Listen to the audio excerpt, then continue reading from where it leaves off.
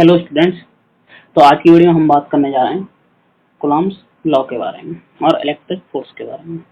तो आज का टॉपिक है हमारा कूलम्ब्स लॉ। कूलम्ब्स लॉ तो कूलम्ब्स लॉ के बारे में जो हमें पढ़ना है, पहले हम पढ़ेंगे कूलम्ब्स लॉ होता क्या है, उसका एक्सप्रेशन क्या आता है, उसके बाद पढ़ेंगे उसे वेक्टर फॉर्म में किस तरीके से हम रिप्रेजेंट कर सकते हैं। तो स्टार्ट करते हैं कि पहले इसका स्टेटमेंट देखते हैं। तो स्टेटमेंट ये है कि हमारे पास कोई भी दो चार्ज पार्टिकल हैं। मान लेते हैं कि यहाँ पे एक चार्ज रखा हुआ है, वो हमारा Q1 है, और यहाँ पे एक दूसरा चार्ज रखा हुआ है, वो हमारा Q2 है। और इस तरीके से रखे हुए हैं कि जो इन दोनों की जो सेपरेशन है बीच वाली, ये मिड, ये हम मान लेते हैं R है। तो हमारा कूलम्ब्स लॉ ये कहता है कि जो हमारा फोर्स रहेगा इन दो चार्ज पार्टिकल के बीच में, वो डायरेक्टली प्रोपोर्शनल होता है product of charges, means Q1 into Q2 के डायरेक्टली प्रोपोर्शनल होता है। ये होती है इसका इक्वेशन 1। और इसके बाद ये कहता है कि जो फोर्स है वो इनवर्सली प्रोपोर्शनल होता है डिस्टेंस ऑफ स्क्वायर के। ये होती है हमारी इक्वेशन 2। तो जो इक्वेशन 2 है इसी को बोलते हैं हम इनवर्स स्क्वायर लॉ। यहाँ पे लिख देता हूँ, ये है हमारी इनवर्स स्क्वायर लॉ। अब हम दोनों इक्वेशंस को कंबाइन करेंगे तो जो फाइनली हमें एक इक्वेशन मिलेगी वो हो जाएगी हमारी F इज इक्वल टू के Q1 Q2 over are square. अब बात आती है जो यहाँ पर हमारा K है, K हमारा प्रोपोर्शनलिटी कांस्टेंट होता है। तो K की वैल्यू जो हम निकालते हैं तो K की वैल्यू जो हमें मिलती है वो होती है K is equal to 1/4 pi epsilon not, और इसकी न्यूमेरिकल वैल्यू निकल के आती है 9 इंटू 10⁻⁹। और बात करें अगर इसकी यूनिट की तो यूनिट होती है न्यूटन मीटर स्क्वायर पर कूलम्ब स्क्वायर। तो ये होता है हमारा force between two charge particles. अब बात करते हैं इसी में अगर हम निकालना चाहें तो जो हमारी ये एप्सिलॉन नॉट है, अगर इसकी वैल्यू हम निकालना चाहें तो सीधे सीधे निकाल सकते हैं, क्योंकि इसकी पूरे की वैल्यू 1/4 पाई एप्सिलॉन नॉट की वैल्यू 9 इंटू 10⁻⁹ है। तो इसको अगर एप्सिलॉन नॉट की वैल्यू निकालनी है तो 1/4 पाई इंटू में 9 इंटू 10⁻⁹ लिख सकते हैं। और जो हमें एप्सिलॉन नॉट की वैल्यू मिलती है इसको सॉल्व करने पर वो होती है हमारी 8.85 इंटू 10⁻⁻12। ये होती है कूलम्ब स्क्वायर पर मीटर स्क्वायर पर न्यूटन। तो ये हो गई हमारी एप्सिलॉन नॉट की वैल्यू। तो अभी तक जो मैंने आपको बताया वो पहले फोर्स का स्टेटमेंट होता है, उसके बाद इसमें जो प्रोपोर्शनलिटी साइन है वो क्या होता है। तो जो हमारी फाइनल इक्वेशन जो हो जाएगी फोर्स की वो हो जाएगी F is equal to 1/4 pi epsilon not Q1 Q2 upon R square. ये हमारी फाइनल इक्वेशन है। अब मैं जब भी इसको फोर्स को लिखूंगा तो जो हमारा 1/4 पाई एप्सिलॉन नॉट इसको मैं K लिखूंगा, तो आप लोग समझ जाना कि K का मतलब 1/4 पाई एप्सिलॉन नॉट है। तो अगर हम बात करते हैं डायरेक्शन की, तो जैसे कि मैंने बताया था कि एक चार्ज यहाँ पे है, एक चार्ज यहाँ पे है, इन दोनों को मिलाने वाली जो ये लाइन है ये हमारा Q1 हो गया, ये हमारी Q2 हो गई, सेपरेशन हो गई R। और जो Q1 Q2 पे जो फोर्स लगाएगा वो इस लाइन के अलोंग लगाएगा, उस लाइन को हम आगे तरफ बढ़ा देते हैं। वो हमारी लेफ्ट में भी जा सकती है, राइट में भी जा सकती है। लेफ्ट राइट कब होगी? अगर मान लो कि भाई ये चार्ज Q2 अगर हमारा पॉजिटिव है तो जो फोर्स की डायरेक्शन है वो राइट की तरफ होगी, अगर ये नेगेटिव होता तो डायरेक्शन हो जाती है हमारी लेफ्ट की तरफ। अब ऐसे जो Q2 Q1 पे जो फोर्स लगाएगा वो इस लाइन को आगे की तरफ बढ़ा दें, प्रोसीड कर दें, तो इसकी लाइन के अलोंग हो जाएगा। इस लाइन के अलोंग होकर डिपेंड करता है डायरेक्शन क्या है, वो उसके चार्ज की मैग्नीट्यूड के ऊपर, कि चार्ज पॉजिटिव है और नेगेटिव है। तो अगर हमें चार्ज Q1 लेस देन 0 है और Q2 लेस देन 0 है, और दोनों चार्ज अगर हमारे नेगेटिव हैं या फिर दोनों चार्ज हमारे पॉजिटिव हैं, तो उन दोनों केसेस में जो हमारा फोर्स होगा वो हमारा रिपल्सन का हो जाएगा, क्योंकि दोनों सेम चार्ज होंगे और सेम चार्ज हमेशा रिपल करते हैं, एक दूसरे को रिपेल करते हैं। तो फोर्स जो होगा हमारा वो रिपल्सन का हो जाएगा। वहीं पे अगर एक हमारा लेस देन 0 हो जाए और दूसरा हमारा ग्रेटर देन 0 हो जाए, या फिर Q1 ग्रेटर देन 0 होकर के Q2 लेस देन 0 ये कंडीशन हो जाए तो उस केस में वो एक दूसरे को अट्रैक्ट करते हैं। ये हमारी हो गई फोर्स की कंडीशन कि कब वो अट्रैक्ट करेंगे और कब वो रिपेल करेंगे। अब इसी कंडीशंस को हम आगे की तरफ बढ़ाते हैं और हम पढ़ते हैं कि अगर मान लो हमें अगर वेक्टर फॉर्म में अगर फोर्स निकालना है तो कैसे निकालेंगे। तो हम सिंपली मान लेते हैं कि हमारे पास ये एक कार्टेशियन कोऑर्डिनेट दे रखा है और ये है vector form of force. Vector form of force और फोर्स का मतलब जो हम यहाँ पे यूज कर रहे हैं वो हमारा इलेक्ट्रिक फोर्स ही है।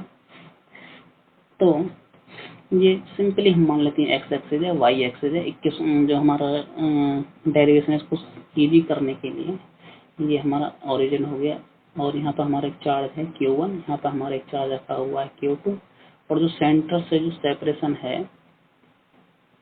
Q1 की वो हो गई हमारी R1 वेक्टर और जो Q2 की है वो हो गई हमारी R2 वेक्टर। ये हो जाता है हमारा सिंपल। अब इसके बाद अगर इसी कंडीशंस पर अगर हम बात करें फोर्स, तो फोर्स जब हम निकालते हैं तो हमें पता है कि जो फोर्स होता है वो होता है हमारा, पहले वेक्टर फॉर्म को हटा देता हूँ, तो F इज इक्वल टू होता है K Q1 Q2 अपॉन में R²। R होती है इन दोनों बीच की सेपरेशन।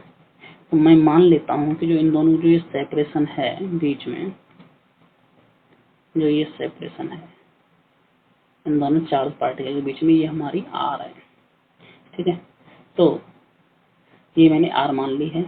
अब अगर मान लें कि जो हमारा Q1 है वो Q2 पे या फिर Q2 की वजह से हम पहले निकाल रहे हैं फोर्स Q1 पर, तो हम Q1 पे फोर्स निकाल रहे हैं तो उसको मैं मान लेता हूँ, लेट कर लेता हूँ। उसके लिए जो फोर्स होगा वो हमारा F1 हो जाएगा। F1 है फोर्स ऑन Q1। तो अगर मैं इसके लिए अगर एक्सप्रेशन लिखूं तो जो फोर्स है F1 वेक्टर वो इक्वल हो जाएगा K Q1 Q2 upon R² into R cap. अब बात आती है कि जो हमारी R की वैल्यू है उसे हम कैसे निकालेंगे। तो R की वैल्यू निकालने के लिए हमें करना क्या है, भाई हम पहले जाएंगे हम चार्ज Q2 पे, उसके बाद जाएंगे हम Q1 से Q1 की तरफ। तो जो हमारा R की वैल्यू हो जाएगी, या फिर इसको आप एक तरीके से मैं इसको और दोबारा बना देता हूँ यहाँ पे डायग्राम ताकि समझने में इजी हो जाए कि ये तो हो गया हमारा ओरिजिन, यहाँ से हम गए चार्ज Q2 पे, तो ये हम जाएंगे पहले R2 पे, फिर यहाँ से हम गए पॉइंट, ये हमारा R वेक्टर हो जाएगा, ये हो जाएगा हम यहाँ पहुँच गए हम Q1 पे, और यहाँ से इन दोनों का जो रिजल्टेंट हो जाएगा वो हमें मिल जाएगा और रिजल्टेंट इनका है हमारा R1 वेक्टर। तो इस केस में जो हमारी कंडीशन है प्रेजेंट कंडीशन, यहाँ पर हम लिख सकते हैं कि जो हमारा R1 vector minus R2 vector है वो हो जाएगा हमारा R वेक्टर। तो ये हमें मिल गया है और हमें पता है कि R कैप को हम लिख सकते हैं R vector divided by mod of R vector, और इसी को मैं सिंपल लिख देता हूँ R वेक्टर अपॉन में R। ये सिंपल मतलब R का मतलब है मैग्नीट्यूड ऑफ R वेक्टर। तो जो हमारे फोर्स है, फोर्स की जो वैल्यू होगी हमारी F1 इज इक्वल टू हो जाएगी फिर वो K Q1 Q2 upon R का स्क्वायर है, तो मतलब इसका मतलब हो गया R1 माइनस R2 वेक्टर का मॉड, इसका हो जाएगा स्क्वायर इंटू R कैप है। R कैप की अगर वैल्यू हम इसको लगाए हैं जो हमने यहाँ पे निकाली है R वेक्टर अपॉन R, तो ये हो जाएगी हमारी R1 vector minus R2 vector divided by mod of R1 माइनस R2। और जब हम इसको आगे की तरफ अगर फर्दर प्रोसीड करें तो हम इसको लिख सकते हैं F1 vector is equal to K Q1 Q2 R1 vector minus R2 vector divided by R1 माइनस R2 वेक्टर का होल क्यूब। तो ये हमारे जो फाइनली लास्ट में जो एक्सप्रेशन बचा है ये वाला हमारा, ये होता है हमारा electric force in vector form. अब बात आती है कि ये तो हमने निकाला F1, अगर मैं ऐसी F2 निकालना चाहें, F2 का मतलब अगर फोर्स ऑन Q2 निकालना चाहें ये वाली वैल्यू हम, तो इसको भी हम निकाल सकते हैं। तो निकालने के लिए सिंपली अभी हमें ये जो R वेक्टर था वो हम पहले Q2 पे गए थे, फिर हम Q1 पे जा रहे थे। यहाँ पे जो हमने नीचे की तरफ जो डायग्राम बना हुआ है इसमें वेक्टर फॉर्म में। लेकिन अब हम क्या करेंगे, पहले हम R1 पे जाएंगे, फिर वहाँ से R1 मतलब Q1 पे जाएंगे R1 का यूज करते हुए, फिर वहाँ से Q2 पे आएंगे। तो जो हमारी डायरेक्शन है चेंज हो जाएगी, मतलब 1 को 2 से रिप्लेस कर देना है हमें और सीधे सिंपली हम इक्वेशन लिख देंगे। तो इसमें जो हमारा फोर्स आएगा यानी F2 वेक्टर होगा वो हो जाएगी फिर हमारी K Q1 Q2, तो ये हो जाएगा R2 vector minus R1 vector divided by R2 vector minus R1 vector का Q। तो ये हो जाता है हमारा फोर्स ऑन चार्ज Q2। अब इसके बाद लेट अस सपोज, अगर आप बुक में देखोगे, बुक में आपको थोड़ा अलग टाइप से मिलेगा F12 F21, तो उसमें जो नोटेशन है वो किस तरीके से दिएगा ये आप याद रखें। उसमें मैं सिंपल नोटेशन यूज कर रहा हूँ। F1 का मतलब है force on charge particle 1, F2 का मतलब है चार्ज पार्टिकल 2 पर कितना फोर्स लगेगा। अभी हमारे पास दो चार्जेज हैं तो सिंपली मैंने F1 F2 रख लिया है। अगर हमारे पास बहुत सारे चार्ज पार्टिकल होते तो उस केस में मतलब F1 2 1 2 रख लेता, F1 3 F1 4 इस तरीके से मैं वैल्यू रख सकता था। लेकिन सिंपली दो हैं तो मैंने यूज इसको सिंपल किया है। और इसके बाद हम बात करना चाहें तो इसी को अगर हम आगे लिखना चाहें तो हम देखा है कि ये तो हमारी F2 है और F1 की जो वैल्यू आई है हमारी वो है कि Q1 Q2 R1 vector minus R2 vector divided by R1 vector minus R2 vector mod का Q। अगर हम यहाँ पर देखें तो हम इसको लिख सकते हैं कि जो F1 वेक्टर है वो माइनस F2 वेक्टर होगा, क्योंकि जो मैग्नीट्यूड है नीचे वाली वैल्यू, मतलब जो ये वाली वैल्यू है और ये वाली वैल्यू, ये तो हमारी सेम रहेगी नीचे वाली वैल्यू मैग्नीट्यूड में, क्योंकि वो तो हमें सब केवल एक वैल्यू देगी जैसे कि 1 2 या 3 या 4 जो भी है। लेकिन जो ऊपर जो हमारी वैल्यू है, ऊपर वाली वैल्यू मतलब ये हमारी R2 माइनस R1, अगर R2 माइनस R1 अगर फॉरवर्ड डायरेक्शन में है तो R1 माइनस R2 हमारा बैकवर्ड डायरेक्शन में हो जाएगा। या फिर सीधी सी बात कहें तो इसमें से नेगेटिव साइन हम कॉमन लेंगे तो हमारा R2 माइनस R1 के जो नेगेटिव अगर इक्वल लें तो हो जाएगा हमारा R1 माइनस R2, जो कि हमारा F2 में F1 में है। अब हमें पता है कि ये हमारा F1 बराबर माइनस F2 है, तो जो अगर आपको याद हो तो जो अपने न्यूटन लॉ पढ़ा था उसमें पढ़ा था action is equal to reaction, तो यही तो ये बता रहा है। तो ये हमारा न्यूटन का जो थर्ड लॉ है उसको फॉलो करता है। यहाँ पे लिख सकते हैं follow third law of motion.